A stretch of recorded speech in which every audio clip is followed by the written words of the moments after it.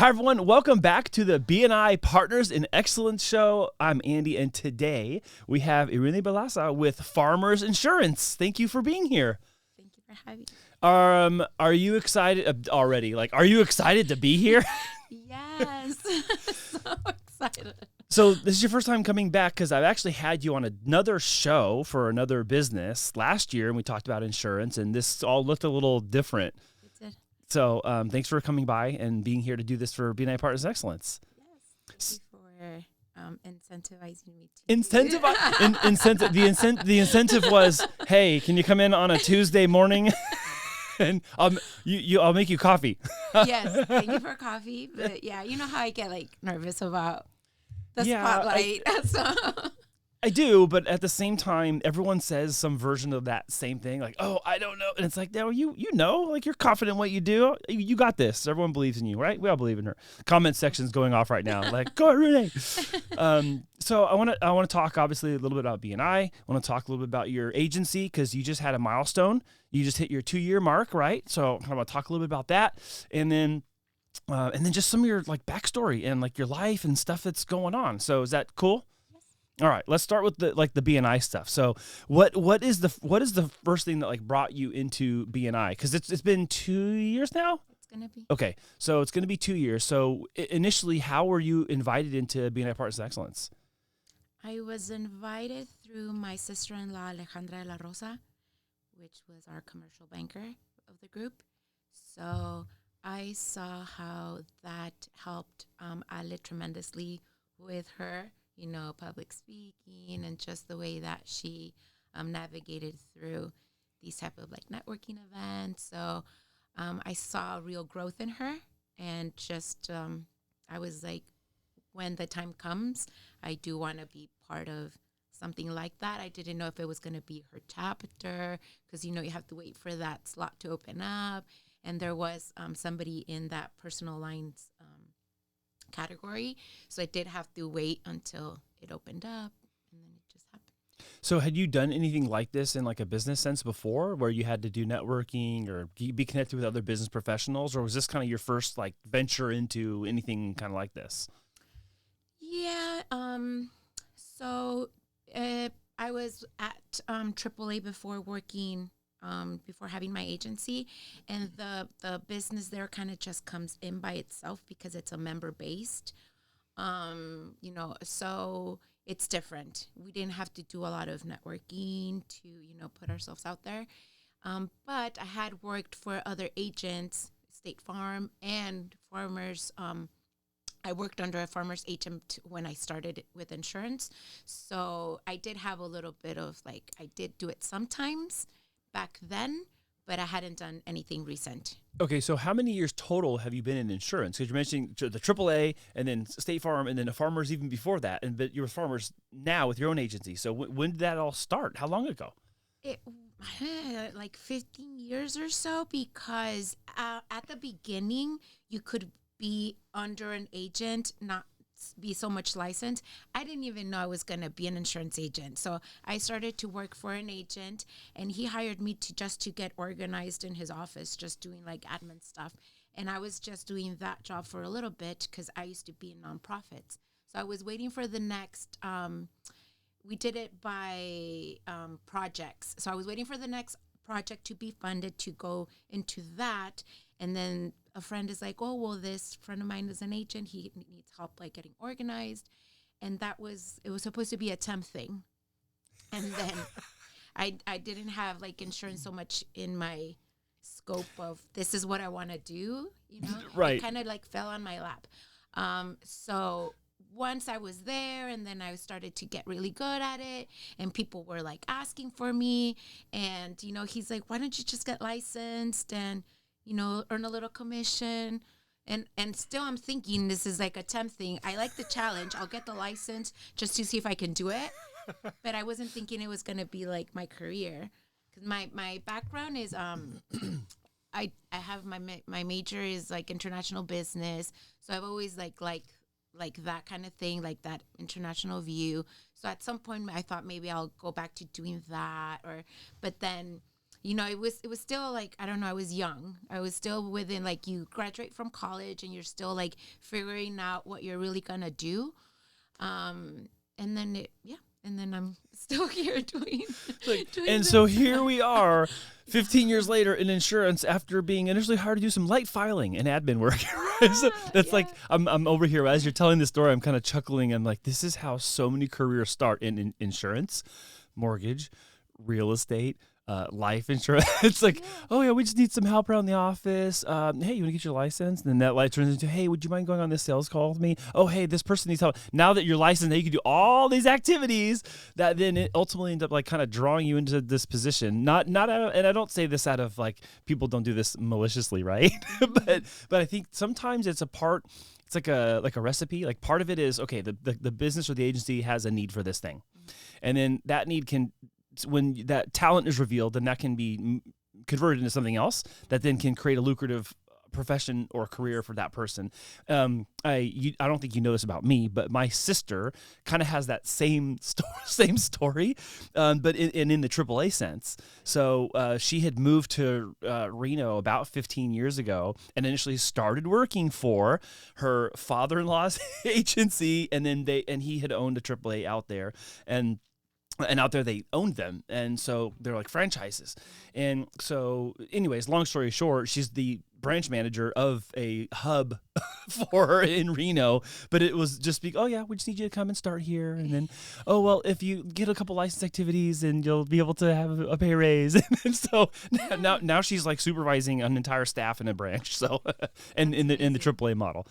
So it's funny when I hear that, I'm like, oh yeah, that sounds so similar. It's like, you don't ask a kid now, like nieces or nephews or even your own kids, like, hey, what are you going to be when you grow up? I want to own my own insurance agency. Like, no. No one says that, right? No. I want to be a realtor when I grow up. No, you don't. No one says that. No one goes to high school. Man, I can't wait to graduate high school so I can go door knocking. Maybe Miguel did. I don't know. Miguel might have wanted to do. Well, like kids now, they all want to be like influencers and that kind of thing. So yeah. YouTubers. Well, you're gonna set that chart. You're gonna chart a course for these insurance influencers. Okay, really? I'm gonna be the wind in the sails of that argument. Okay. Well, I am hiring, and I am looking for that, like, profile of somebody that, like, that, just like that, like, not like a little me, but you know what I mean? Just like, maybe, just like, maybe actually, you're young maybe. and you want that opportunity, that you like office, like, jobs. I think it is a certain type of person that, like, enjoys being in an office, that you get excited about ordering office materials, and like, there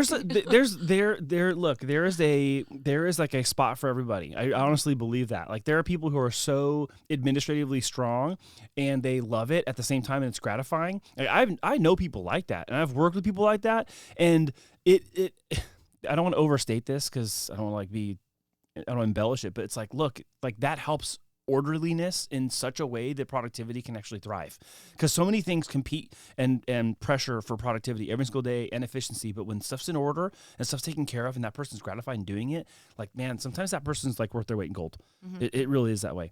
Now, I kind of heard you starting to say you're going to run the same playbook that someone ran on you. I am hiring, and if someone wants to come in and work at the office a little bit, and then eventually maybe I'll help you get licensed. I'll pay for your licensing. Yes, exactly like that. Annette is working on getting her life license now, so she already has funny. her other personal lines, and now I'm like, well, if you want to earn a little bit more, get the life. So in this little section here, you're mentioning how you noticed how some of the things that were benefiting Ale in her in being part of BNI Partners Excellence. Obviously she's good at those things anyways. I mean, she's been in business banking for a long time, but you like notice this difference. So for you, what are some things you've noticed that are different from having joined BNI when you started to now? Like, I mean, I know without using me as your example, like, well, Andy drags me on camera. That's the easy one. That's the layup. But Andy forces me to be on camera. What are the other things you notice that you're just excelling at, getting better at, or growing in that are really helping you? I feel that, well, you missed my last presentation. I did. But according to the reviews, according to the feedback, they're like, oh, that's like the best one yet. So you're always like improving, you're always evolving. And for me, it's always just like, how do I better myself as a professional, as a human? That's what I'm always working on. It's always like me against me kind of thing. So that was my challenge. If I get maybe like referrals and all that, that's a plus. But for me, it's just being around like, great professionals that I also like admire as people, and and they're just so well, so knowledgeable. So that's what I like. I like the environment, and that just being around, just all these qualified professionals that help me grow. Yeah. So even if you might feel nervous when you're presenting, I don't see that. So you might be feeling that, but I don't like totally see that. If you mention it, then you're kind of like letting the cat out of the bag. Like, I'm really nervous, you guys. No, but it doesn't look like you're, because again, when you start talking about the things that you do every day, and you're talking about policies, you're talking about situations, you're talking about coverage, you're talking about what someone might need, why they need it, and all these things, you're kind of showing all the things that we want the person we referred you to see anyways, and you're actually really comfortable on that. That's what it comes across like to me. So you might feel differently because it's you doing it, but to the audience or to the group, I don't see you as like a nervous wreck up there. Your voice isn't like shaking and like. I mean, to be honest, I want to be to the level like how you present or how Miguel presents. So that's what I like. They're so comfortable. No, so they're just and it's also like you're so like genuine, like so authentic. So it's also that, how you integrate your personality into your passion, into your profession, that's what I like. I got you. Okay. Yeah. Well, Yeah, I think you do a great job. I understand what you're talking about. I will say, and I don't know if this is true for Miguel or not. Him and I had a conversation when him and I were talking in this set, and I was talking about how growing up drumming has been such a big influence in my life, because as an adult I look back, I'm like, I've been playing drums in front of crowds of people since I was like 14, and so I've been in front of people like, and they're all thinking either, that guy's good or he sucks, or some variety in between, really great or terrible, go take a lesson, and all things in between. And I kind of didn't care. And so I think there's this part of me that's like, I'm doing it because I love what I'm doing. And if people like it or not, like, okay. If they complain or not, okay. If they're critical, okay. Like even this, like people can criticize and say, oh, the lighting is terrible, the room looks stupid, and what is he using, digital cameras or whatever? Like, people are going to say what they're going to say, but I think there's a part of me, it's like, I've just accepted the fact that people are always looking. Yeah. And so if they're always looking, it's like, okay, yeah, I'm bald. I've been bald forever. Like at some point, like I can't be dwelling on that. You know what I mean? I can't like stop my productivity and how I provide for my kids and what I do for my family, because, I'm going to stop myself short of being seen. I can't do that. I wanted to ask you too about the agency birthday, because you just had your 2nd anniversary of having your own agency. So congratulations. How does that make you feel, having like your first year under your belt, 2nd year, because you're 15 years in now total, but what's it like having your own agency and being at your 2nd year? Is it what you expected? Is it less than what you expected? More? Like what? Let's talk about it. It's nothing. Okay. It's nothing how I You're like, expected. Hey man, I'm changing the paper towels in the kitchen. It's a challenge. I mean, it's very rewarding, but it's definitely a challenge because you have all these hats, no? So it's like, yes, I'm an insurance agent, but I'm also like doing, business ownership things. So it's good to have a good team that helps you with all these, other aspects. Like our great bookkeeper, Irune, that I promise, he's probably already telling me something about the deadline of, he's probably like, you should not be doing a podcast. You should be giving me the last documents I need for the 15th of March. That's what he's going to say to you. Is like, oh, so is that why your things were sent late to me? You were busy. So, but yes, that's something that I've also appreciated from, being part of this great, BNI network thing, that, yes, we have these people that we trust that can help us through our own process of this. Business ownership has so many layers. I'm also a marketing person. I'm also, I have a lot of hats that I wear. So it's been challenging, but I definitely, I know that I'm on the right path, and I'm like, I should have done this sooner probably, but it's all about, I think that sometimes that's easy to say, like, oh, I could have done it sooner, but you're doing it now. Yeah. So you're doing it now. It's in its proper place, if you will. Yes. Yeah, no, it's scary sometimes. It could be overwhelming, but I know that the bigger intention is, I know that I'm helping people every day, and I think it helps a lot in my community that I'm bilingual and I'm able to explain, like my education on insurance goes a little bit more just because of my me being able to be knowledgeable and and also speak both languages very well, and so, but it's good. So one of the things I know that has changed a lot, I know in our kind of area, South Bay, San Diego, but your agencies in La Mesa, and kind of at large, is that need for the bilingual services has just like exploded. And I don't mean like the last 2 years. It's been happening over the last 10, 15, 20 years. But, look, my family's business has been around for 20 years, speaking English and Spanish the entire time. You've been in insurance for 15 years, bilingual. So what is it that you see that's like different and the same among those like groups that are looking for people like you? Because I see a distinct need for more service professionals that are bilingual in San Diego, and not because I think it's an area that's being underserved. I just think that the demand, so I don't mean it like intentionally underserved. I think there's just so much demand for that we can use a lot more people to do that. Is that just me seeing it that way, or do you notice that in even your practice too? Yeah, I think there is a bigger demand. Yes, I think there is more need of actually educating, because there's a lot of insurance providers, but are they taking the time to educate their insureds? I think that's like a key thing, because there's so many insurance companies, brokers, and there's so many. But are they really looking into the insured's best interest? So a lot of things that I see typically is that if you have maybe your homeowners with a different carrier from your auto, sometimes they don't ask the right questions to see if you're properly insured. So if you call a carrier that's like a 1-800 carrier, I just need insurance on my auto, they're probably going to give you the basic liability. Yes, it has full coverage. What does that even mean? It's a very broad term, see?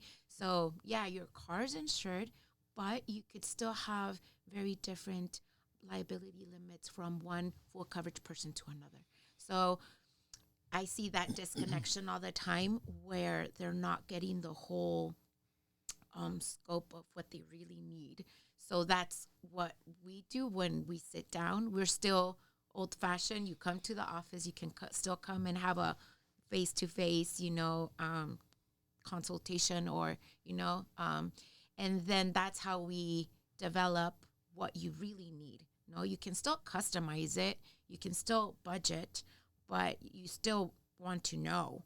So I always like to take the time to tell them, like, this is where you should be at.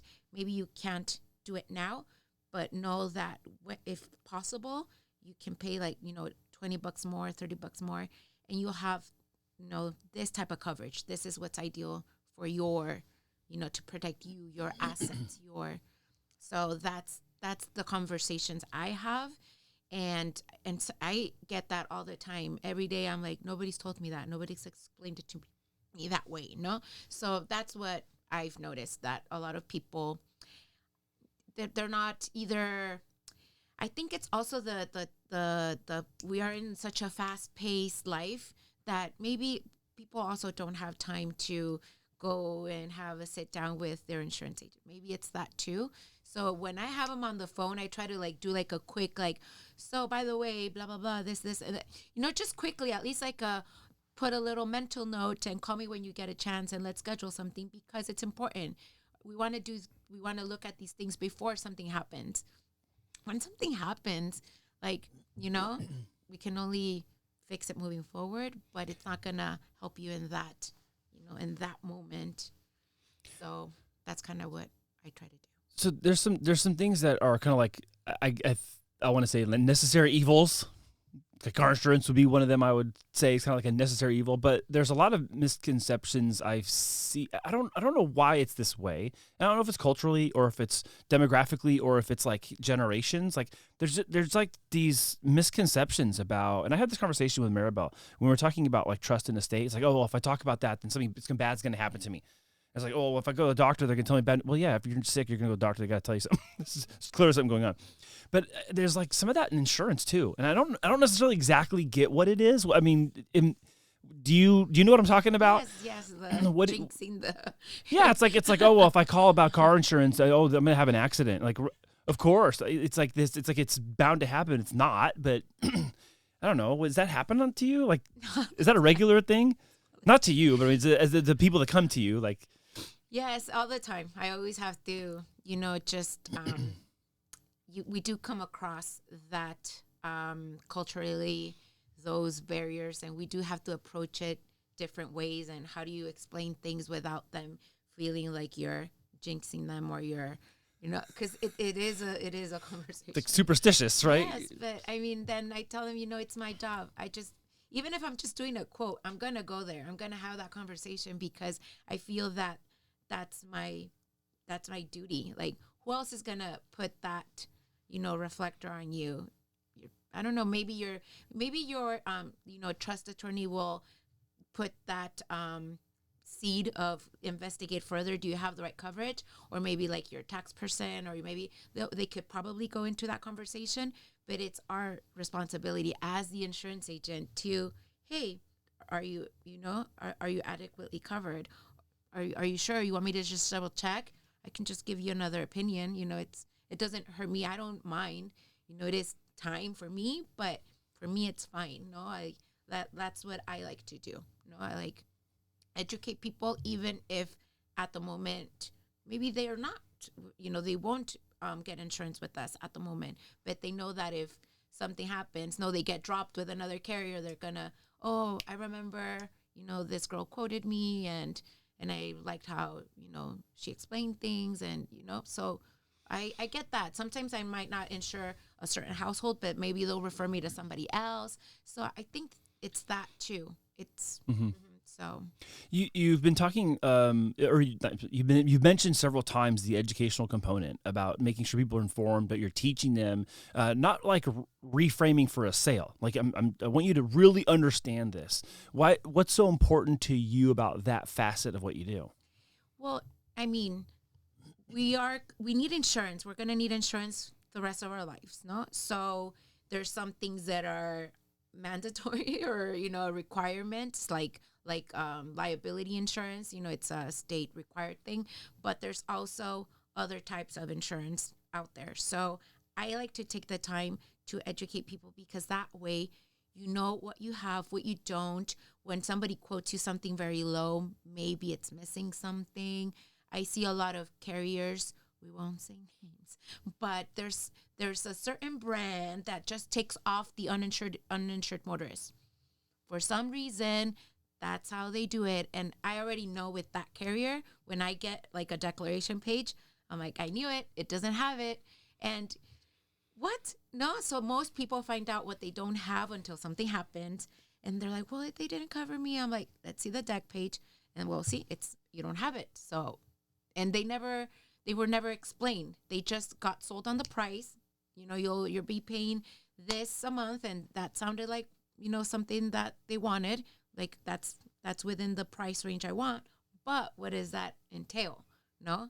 So sometimes when people tell me the price, I already know like, well, maybe that policy is just for you to have like your DMV sticker, but it's not really going to help you when something happens.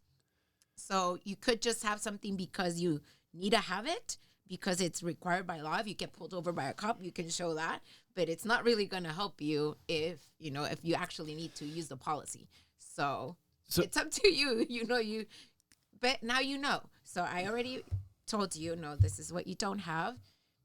If if you were to have it, this is what you would be covered for. It does cost a little bit more, but you need to know. So now I like to teach people on like how to read their declaration page. That's the most important thing. It's only like 1 or 2 pages. And I like to go over like every single thing. Like, this is what this means. Because a lot of people will look at their documents and they don't know what anything means, or not all of it at least. No. So part of it is because I'm listening to you say all this, and I'm like, wow, you're like, it's like having a watchdog, like just being not overly cautious. That's totally the wrong way to put it. I mean, making sure that these things that should be providing coverage to people or covering the liability aren't being extracted. I mean, what you're basically saying is the way people are getting to reduce premiums is by minimizing services and minimizing coverages. Is the short way, right? It's not a secret. Like you have to adjust it somewhere. It's not going to just be magically lower, because California overall has. We all have higher rates. We all know that. So right, but there's something that like you were probably just talking to me the way you are comfortable talking, and like you became so animated because like it's super important. It's obvious it's super important to you that people understand. But beyond because it's your career. Like, you just seem like it's part of your heart that you just want people to be informed, and you want them to know, you want them to be protected and cared for. And I think that says a lot. So, yeah, you got like a lot. You got real animated. I can't wait for you to watch this back. You're gonna be like, oh my gosh, look at that! I was like going after it. I think that's all. I think that's really awesome, and I know that people can really, benefits the wrong word. Like they may underappreciate that, but I think that needs to be recognized. So I think that's really commendable that you have that attitude and that approach to it, because it's easy to be like, oh, okay, I'm just gonna sell a policy. Okay, the price is right. I don't need to explain nothing. Okay, great. Oh yeah, it has all the things you asked me for, and I'm not gonna tell you anything else. And boom, next one. like it could be that way, but that's not a long way, I think, for lucrative agency growth. And you've been doing this for 15 years, so it's like, it's an ethical thing too, because there's there's a lot of there's a lot out there, and I don't know if they're all the same like ethical that's what I'm saying. You could be like ripping through them and doing the same gig, like, oh, let me just take this part off, or put that exclusion, or minimize this, and okay, well, look at the premium's better, just play the price game all the time. And it's like, well, that's not necessarily looking out for the best for the person. I think that bothers. I feel like that bothers you. I mean, how I approach it, it helps me sleep well at night, because I know that I'm doing the best for my insureds, and at least I had the conversation. I always tell them, like, okay, like, this is optional, this is this. You can, put this, take off that. Okay, you want to save a little bit? Okay, we're taking off car rental. Remember, because maybe at that point some people will have extra cars, so I just tell them, okay, maybe you don't need the car rental coverage, right this moment, because you have 2-3 extra cars. So when you go down to 1, if you ever like sell these and you go back to 1, just keep in mind, remember to call me to add that on there, because at that point you might rely on that vehicle, for a means of transportation. At that point, you do want to have rental coverage so you can still move around, because, car goes into the shop for repairs. You want to have that, car rental. So it's just little things like that. So that's how I help them customize it. Mm-hmm. Like, you have this now. Do you really want it now? No? Do you want to pay extra for it? You're paying extra for it. But, you can put it on, take it off. And there's all these other things that you could do the same thing with. So when you were going through school and kind of looking at your life as an adult and choosing career path, like, were you aware of these kinds of things about yourself that you knew you were really passionate and excited about? No? Okay, so it's so kind of, they just became like revealed over time. No, like 100%. I knew I wanted to be in a field that, like, to help people. Mm-hmm. I always knew that. So at some point, when I was in high school, I was talking to my counselor, and I wanted to be a lawyer, but more to like defend, like, kids' rights, and I was focused in that, like, something that had to do with maybe kids. And then also protective. Yes, I'm very protective. But then my school counselor said, "Oh, you're too emotional for that. You're gonna be like crying every day. I'm like, what? And then at that point, I'm like, probably, because you know how I like to like rescue puppies. My husband's like afraid of me. He's like, what are you gonna do? You know, like, because I have that personality of me trying to be this, like, you know, not, I like to resolve.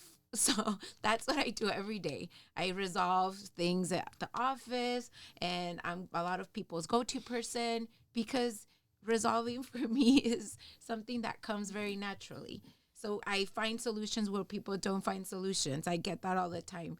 So, and I just know about a lot of things. So that's why I get, even my insurance will call me for random things they're not even insurance related. So I'm like, oh, okay, yes, I do know somebody for that too. And yeah, that's kind of my personality. But for the longest, I thought I was gonna get my master's in public health, because I started to get very passionate about just that area as well, just like the nonprofits. And so I worked for the American Diabetes Association, and then also for the San Diego State Research Foundation a little bit, where also my sister-in-law, but not Alejandra, the other one, Sara, the doctor, she worked there too, but we weren't in the same. But see, she was already like in my area of like, we were going to meet someday. She didn't know that at some point I was going to marry her brother. But the thing is, I started to get very passionate about that. And so I thought I was going to, you know, just get my master's and to go more into that field. But that's when, you know, this other temp job happened. And can you think back at any time when you were like growing up and you were a child, when you were demonstrating those same kind of characteristics and traits? Oh, yeah, I'm like the oldest. Not I'm the oldest. not just because of that. Well, okay, that's fair. That's a good one. Yes, like sometimes just being the oldest means you have to do certain things. But can you think of either a regular repeating patterns, like, oh, I was always the one who did this, or I was always the one who did that, and everyone came to me for this thing? And was it just because you're the oldest? Like, would you say it's because you're the oldest that you became good at those things, or you're good at those things and you happen to be the oldest? I don't know. I think I've always been like that type of friend too. Like, you can ask my best friend. She's like, I'm her go-to person too. I almost like, I don't know. It's so funny, but I resolve. You can ask her. You'll meet her someday. She's like, I don't know what I would do without Irune, because I literally remind her of, your registration for your car plates are up. Like, when I used to work at AAA, I would like help her, you know, like, because we had the DMV inside the office. Mm-hmm. But I'm like, by the way, and she'll have the registration in her glove compartment. She won't put the sticker. She'll still. I'm like, I can't go to your house and put the sticker. Like, at least do that, no? Oh my gosh! But that's the type of friend that I am. New friendship unlocked. You just randomly show up people's houses and put their sticker on their license plate for them. I promise, I do a lot of. Oh my gosh, that's so funny. Yes. That would be great. That would be like a funny little skit. Be like, oh, we're not just your agent, and it's you going around town putting people's stickers on their license plates. I don't know why it's so funny to me. It's so silly and dumb. But I do a lot of things. Like, even when at another company that I worked for, we had to go and inspect the houses ourselves. So I had to make sure that the photos that I'm uploading to the system, they're like nice and perfect. So I would show up sometimes to people's houses and everything was not tidy, see? And underwriters will look at that. It's like pride of ownership. So I had to like basically just like start to like organize I did that all the time. Like, if you're in there doing dishes? Almost. But I'm like, we need to move those boxes. Oh, we wow. need to do this. And everything has to be like nice and perfect, because we'll have a better approval, you know. Oh my gosh, this is amazing. So this is amazing. Like, no, like, that doesn't, no, because I mean, you know how some people will be like a little hoarding a little bit. Yeah. I'm like, we need to get rid of this. What are these magazines doing here? We need to get rid of this. This is not just so. Hold like on. that. So you're decluttering people's houses before you take the pictures, so you can. Oh my gosh, hazard. That is awesome. That is so funny. I do that. Yeah. So Luckily now we Do you have a side? Do you have a side business doing like personal organization and decluttering homes? Yeah, no, I mean, sometimes, I'll tell them, like, send me pictures first, and they'll tell them, like, no, this, before the inspector goes, we need to fix this, or just, like, everything has to be very, like, nice, well kept. So I do sometimes advise, depending on what they tell me, then I'll be like, send me a picture first, because everything could be a factor. Like I told you this before about the debris in people's backyards. Like, I see a lot of people will have, the junked car that they will fix someday, but then it's just rusting there. That's a hazard. No, that could probably have things living in there. And, so those things, I need to have those uncomfortable conversations. You call Michael Keith, remove the raccoon from that car in the back. Or now we have the chunk removal friend. Yeah, Jose. Yes, Jose, that hey, get that guy out of here. Yeah. For us, it's, there's certain hazards that I'm going to need you to, once I give you the call, we need to resolve. Yeah, you get that car gone. I told you that we do the aerial inspections. A lot of insurance carriers are doing that now. So we can see from above if there's like stuff there that doesn't look or like it's not supposed to be there. That it's not supposed to be there. And then will give me the opportunity to send another picture of, everything cleared up. To resolve it. But that at that point, it's time sensitive. See, we only have like a certain amount of like, weeks maybe to get it done. Well, now I want to know what's one of the weirdest things you've seen in an aerial photo that wasn't supposed to be in the backyard. Something weird. Like, okay, I expect there's a tree house and there shouldn't be maybe, or a trampoline or a car or a jacuzzi they didn't claim. Okay, what's something weird? Like, is there like an full-on airplane or like, motor home? Has someone got a stage built out in their backyard and they're having concerts or something? Not so much just crazy stuff. It's just too much stuff, no? So it will happen with like older people that, me and my psychological perspective on things, but I think some people as they age will start to sometimes develop those habits of keeping things because maybe they go into like survival mode, and I see that like psychologically, I see that people will just like keep a lot of stuff just in case, no? And then that just in case becomes a more of a thing later. It becomes a relic and it's just rusting on the back, like you're saying. Yeah, and just like, oh, I'm gonna fix that, like that washer and dryer, and they're just rusting there. No, that ain't. There. No, that's never getting fixed. It's not. No. I'm like, you really need to get rid of that. No, so it's things like that I have to have those conversations sometimes, but that's funny. I want to go like kind of the Wayback Machine. This is all humorous to me and very entertaining. I could stay here forever, but I know I shouldn't. So I want to talk more about like, how you were raised. Where were you raised? What was life like when you were a kid? What'd you love about school and being outside and playing, I'm sure. What do you think of fondly when it comes to your childhood? I was raised, this is like the binational location where we're located. I went to school here in the States first. So elementary and junior high I did here in the States. And then high school and college I did in Tijuana. So a lot of people do it the other way around. But that's just how it was for me. And I think I became smart in Tijuana because the education system is different.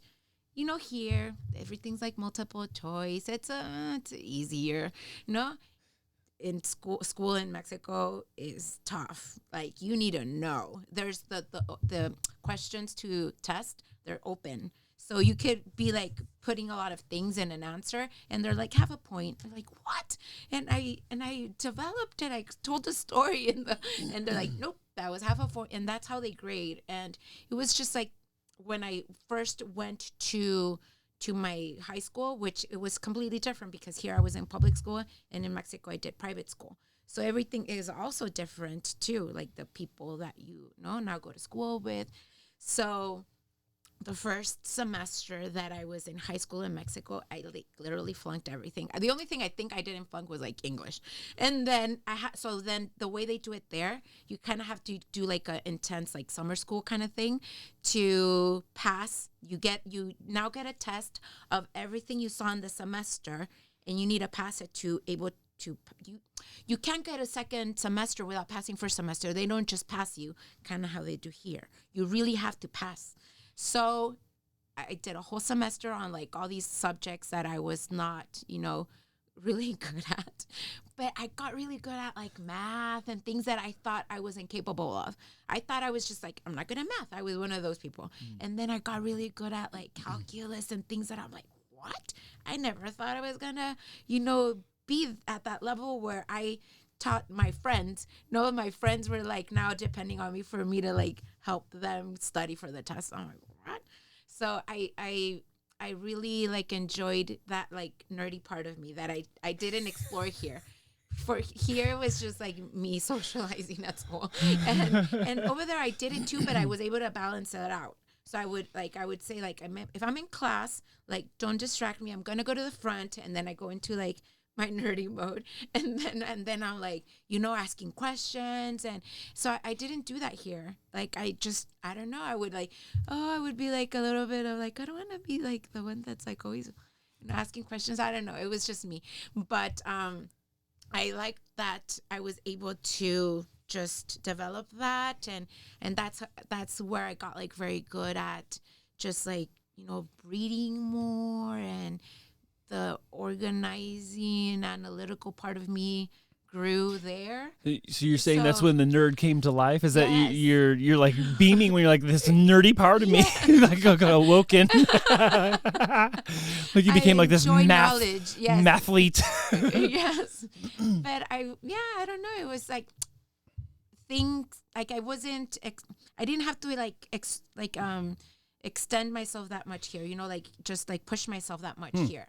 It was just easier.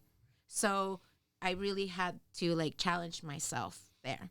And it also like, I don't know, just gave me more confidence. On like being able to achieve certain things. So it did, come at a time where it was high school. I didn't understand it. I was super upset with my parents because I was gonna go to high school with my friends and all this, and now it's like it was like a big change. Yeah. But it also helped me be very well spoken in both languages. See, because now my Spanish is not like Spanglish. It's a little bit because it's still sometimes I still do that in my head. But my Spanish is like proper. My English is proper. So I think that it also helped me like just not perfect, but just get. Well, because you were tested in both, right? Yes. So it's like you kind of had to like pass in one and then also pass in the other, and then doing that in the way that you had say it was like kind of not reciprocal, it was not backwards, but the other way, where then you went to do high school and then college. That's even an elevated level of having to make sure that you're saying things right, answering things right, doing it in the way that it's supposed to be, so it's passable, and not just passable, but like really having good grades too. Yeah, no, and then also, well, I don't know if you know this, but my mom is Mexican and my dad is from Spain. So my dad's level of education is very high.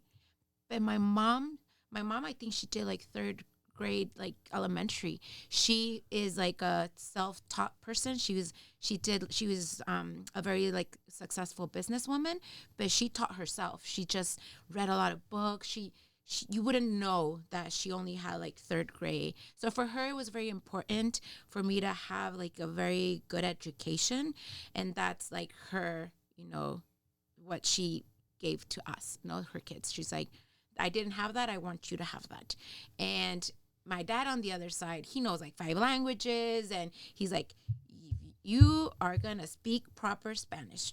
Like you don't even... Like when he makes, sometimes I'll make up words because of this Spanglish thing we do, and he's like, no, like that is not in the dictionary. Interesting, yeah. So it's that, no, and that's also something that I look up to. It's both strengths. Mm-hmm. My mom is more like street smarts kind of thing, and my dad is just very, just very like cultural knowledge. He knows about like so much, just like history. And he's like, He was raised in Spain? he was raised in Spain.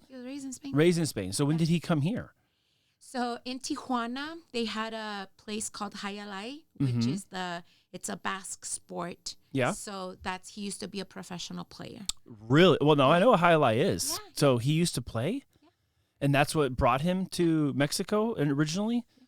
And then did they? So okay, now I want to know the whole. No, okay, hold on, hold on. Was your mom born and raised in Mexico too? She was born and raised in Mexico. My mom's family is from like the Puebla, the state of Puebla, but like a little town there. And then my grandparents came to Tijuana, and they had a restaurant. So my grandmother was those grandmothers that spend all day in the kitchen. Puebla is known to have like very good like mole. So that they take, I don't know, like 2 days to make mole because they have to like, it's a whole process. But I remember when I was a kid that's what it was. Like I remember being in the kitchen with my grandmother, and she was just like always cooking. So they opened the restaurant, and my aunts were helping the parents in the restaurant, and they were like the waitresses and all this. So all my aunts, they don't like took cooking at all because they were so much in that world that now they're like they don't like to cook. But the players, the highlight players would go to my grandparents' restaurant, and that's where they met because they like my grandmother's cooking. Oh well. So, can I have some? I think there's something so special about a family whose grandmother's cooking turns into like the business. Like that's super cool. I think I might have told this story before, and I can't remember, so I'm sorry if I've told this story before. But I was not when I was growing up and even into my adult years, I just did not like flan at all.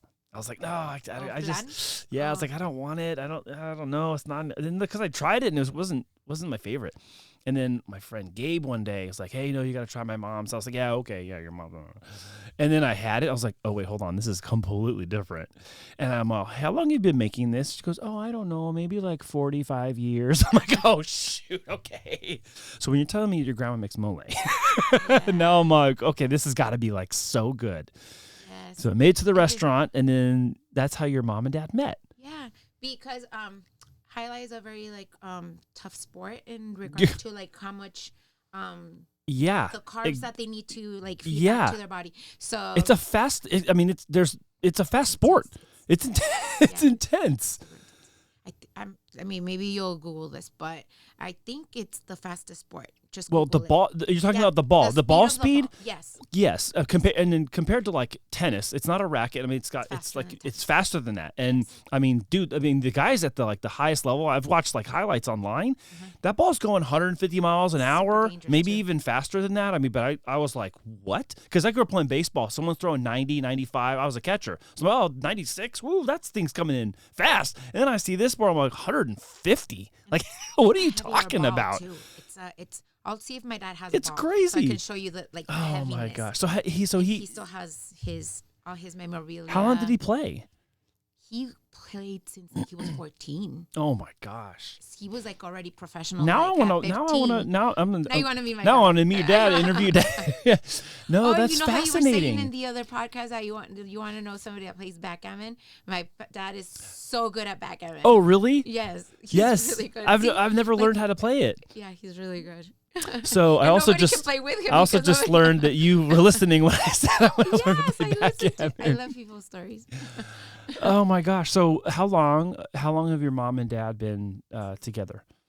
Well, 46 years. Oh my gosh! Wow, that's amazing. And how many siblings are there? You're the oldest, which you told me earlier. Yeah, so the only female.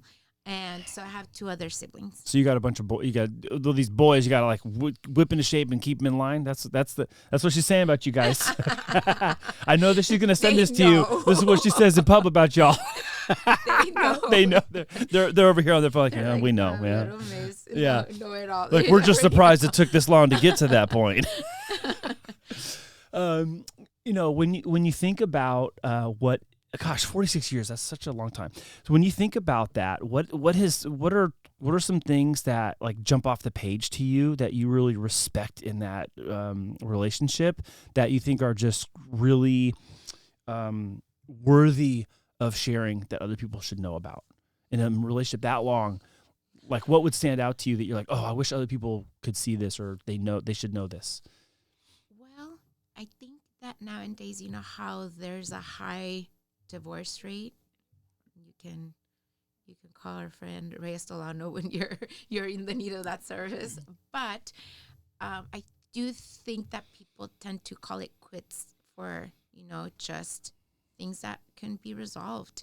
So I've seen my parents go through so much and I understand that, why they chose each other. I understand how they became a team and how they're still together no matter what. So it hasn't been perfect, but they chose each other.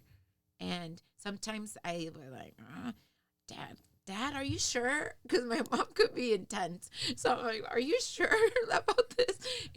And then I see it, and then I see it. Because at the end, when they're together without all the chaos, of, just being in a family, and we have always like things going on, but they do enjoy each other's company, So it's just interesting to see that just the person you pick, for your life partner at the end, like how my husband would say, you need to make the ordinary extraordinary. So that's one of his like slogans. So, and my husband too. He's also like a very good teacher on how to just be a team, So he's more involved in that area. He's more of an expert in that area because his parents have been married a little bit longer, maybe like 50 some. Wow. Yeah. So They already had that the 50th anniversary, so it might be like 52 this year. Wow. But so much, Yeah. You go through like everything, or like how they say, like through sickness, through everything. Sickness and health, and rich and poor, and good and bad, like, all that. You have to really live up to what you agreed to. What you say to what you said. What you said. Yeah. Don't start removing things from that policy. I'm trying to bring it full circle. Yeah. Don't you remove that for sick and poor part, or for sickness and health. In sickness and health. I had recently attended our oldest nephew's wedding in Florida. That's why I missed your presentation, by the way. I'm sorry that I missed it. But we were out there, and I'm like, man, I remember that when we were getting married, our uncles were there, and now we're the aunts and uncles at the wedding. I'm like, oh man, we're like, it's changing. It's our the new crop is coming through, getting their relationships and starting to get married off. I'm like, oh man, there's gonna be like kids here in a couple of years. It's like if everything just keeps that kind of pace, it's like, oh, here we go. We're in that like stage. I'm 46 years old now. Yes. I've been bald since I was 29, but I'm 46, and I'm like, dude, all my girls are getting older, and it's like all that stuff's about to start firing off, and it's just a really fun time to be alive. And I'm fascinated asking that question about people who are also kids of really long-lasting relationships, because my folks have been married 51 years. They'll be 52 this year. So your husband's at 52 and your mom and dad at 46. That's a lot. And individuals can change a lot over that time, and then also just life throws so much at you that mostly you're like, oh, okay, I figured some of this would happen along the way, and some things you're like, what? How's that even? What are we gonna do? What do we do? And you gotta just like come together and figure it out, and resolve it. To use our theme word of the show is going to be resolve it. I think that's going to have to be the title, Irune. It's going to be just resolve. Just that's it. Just resolve, or I'll resolve it. Something. It's going to have the word resolve in it. Is that okay with you? Yeah. All right. We'll name it something like that. Is that your middle name? Did they name you that? Your middle name isn't Resolution. You're right. Well, I want to ask you.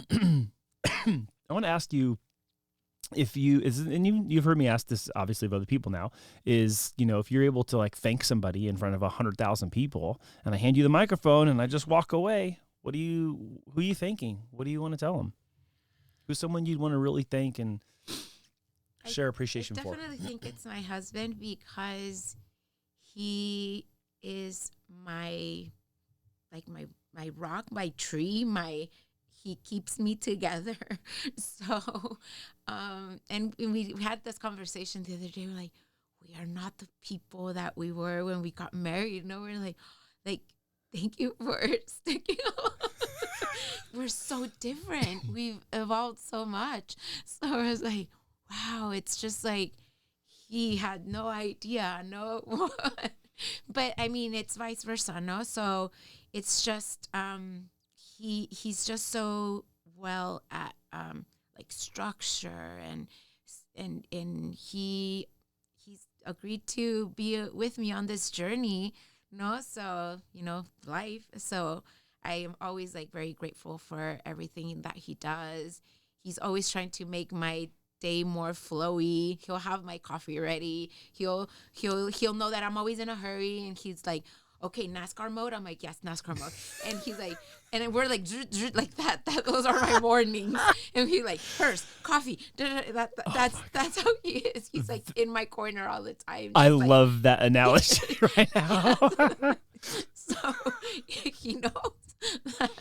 Have you seen these bits on the internet, like on social media, like the husband who has like the professional, the wife with the career, and like that he's like buzzing around the house, and he's like jumping over the island in the kitchen, grabbing the thing, getting the purse, here's the coffee, in the car, shut the door, go back in. Like I'll send one to you. It's hilarious, and you're telling me this, and I'm like, oh, I've seen this on Instagram.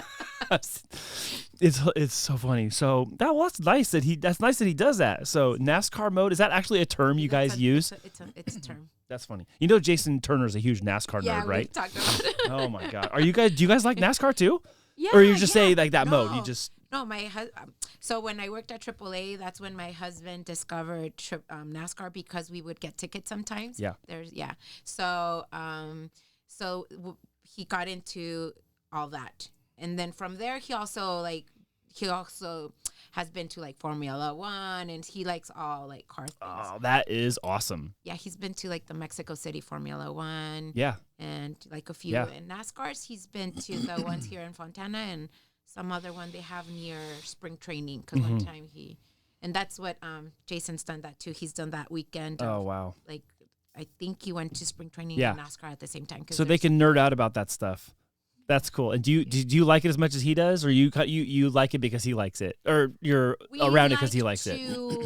We like ride or die kind of thing. So we like to get involved in other people and each other's activities, even though we're not like super familiar with.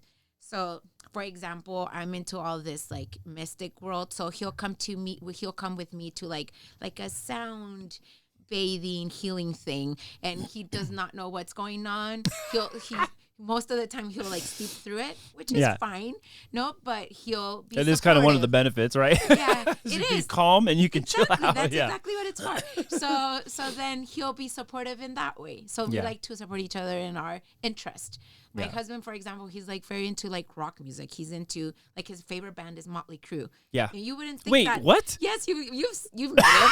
You've met him. Way. He doesn't even for real fit that type, no? Oh my gosh. Now he's like, this is great. Now he's like insisting that we do go to this residency thing in Vegas and da da da. And like yeah. What are you talking about? Insisting. He's like, shoot. I hope you go. I hope you guys go. But we've seen tons of times. I mean, it's his favorite band. We've seen them like tons of times. That's what I give him for like his birthday. Like, listen, babe, we've been to sound baths a bunch of time.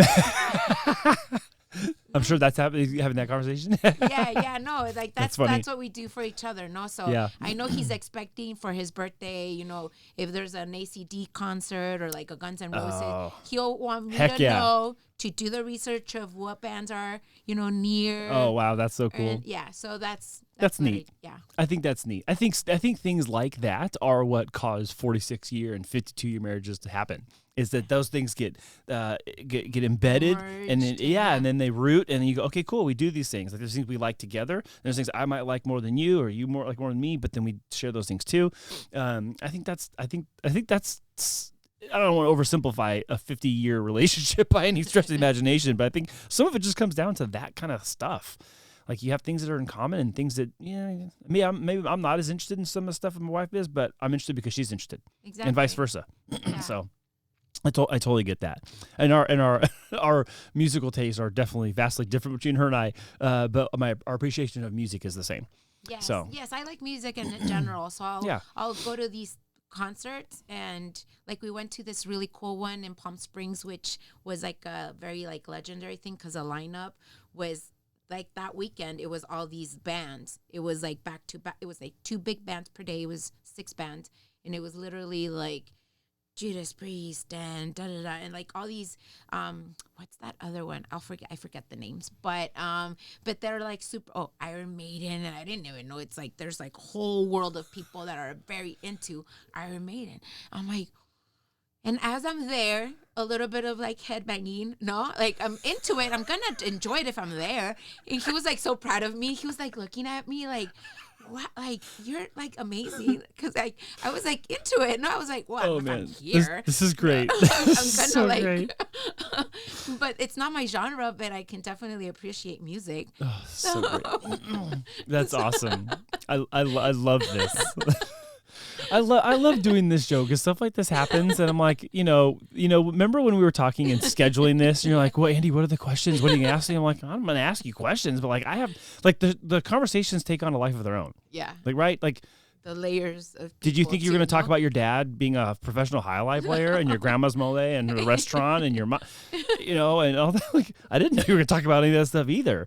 But it's what makes this kind of fun. It's not spontaneous. It's like scheduled spontaneity. It's like, we scheduled this time to talk about it. But kind of what happened is like, whoa, this all just kind of unfolded along the way.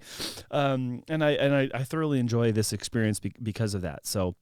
I don't think you even know how much time I've taken. So we're gonna like kind of race to the end, keep with the Nascar mode. Yes. Because my final question is the same one I ask everybody, which is, dead or alive, if you could share a meal with somebody, who would it be? I've always been a fan of like John Lennon. So I don't know, I've fascinated by him. And just like, I don't know, his complexity, his stuff, and I'm also like very into music. I grew up like listening to the Beatles with my dad. The first time I saw Paul McCartney in concert, I wasn't with my dad. My husband took me by surprise because he knew I was like so into it.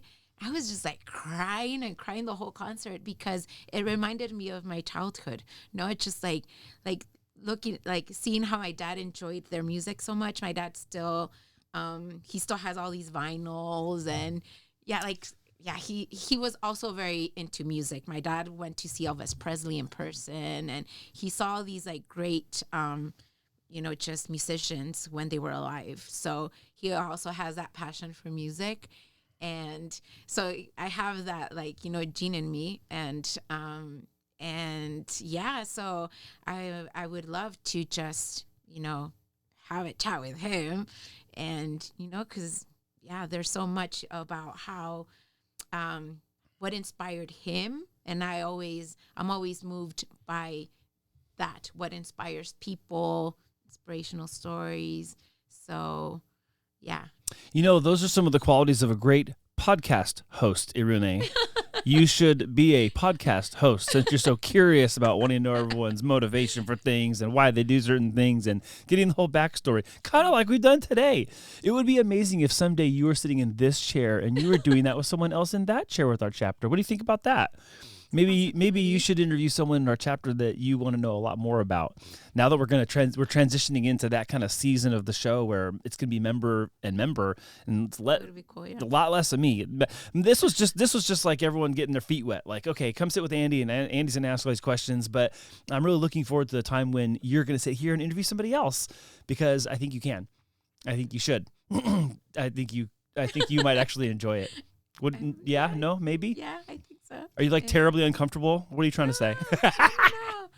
I think, I mean, I always joke around with like that, like joking about, because with my friends, we'll send like very long audios via WhatsApp.